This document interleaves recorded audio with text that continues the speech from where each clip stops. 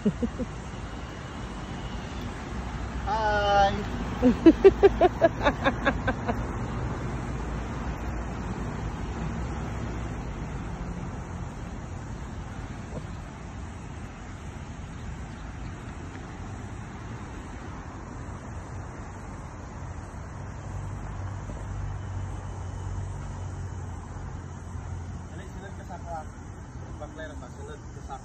Hi guys, good morning. So, ang pangalan po nito is Scooter.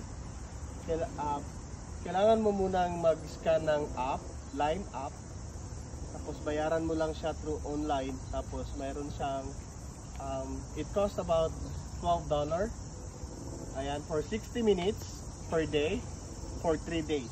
Ayan, so may access ka ng bike na ito or kahit na anong mga electronic bikes sa buong New Zealand. Ayan, so i-scan mo lang siya guys para kung gusto mo siyang gamitin, i-scan mo lang po. Ayan. So napakagaling niya guys.